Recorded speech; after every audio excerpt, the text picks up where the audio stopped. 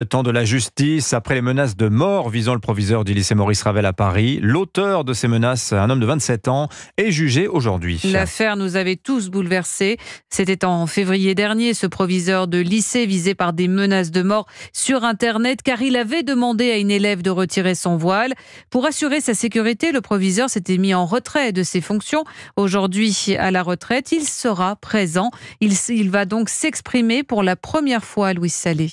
Depuis les menaces qu'il a reçues, Philippe Le Guillou a arrêté de travailler plusieurs mois avant sa retraite. Il a déménagé et vécu des semaines sous protection policière. Carole Zerbib, proviseur à Paris, membre du syndicat des personnels de direction, se rendra à l'audience pour le soutenir. Des épisodes de violence aussi extrêmes dans l'exercice de nos fonctions, c'est sûr que c'est des choses qu'on n'oublie pas facilement, mais il ne faudrait pas que dès qu'il y a un problème, on menace aussitôt le chef d'établissement sur les réseaux sociaux de mort. Voilà, il ne faudrait pas que ça devienne une habitude. L'ancien proviseur espère justement que ce procès montre que les profs sont très protégés lorsqu'ils se battent pour faire respecter la laïcité. Francis Lec, son avocat. Une partie des enseignants maintenant s'autocensurent, et je sais que certains professeurs qui ont été menacés n'osent plus sortir à partir du 7e. Ils sont toujours méfiants. S'il n'y a pas une protection effective de l'État et de l'autorité judiciaire, le monde de l'éducation risque malheureusement de reculer. Le suspect a déjà reconnu les faits, regretté sa phrase. Il avait écrit « Il faut le brûler vif ce chien » sur les réseaux sociaux.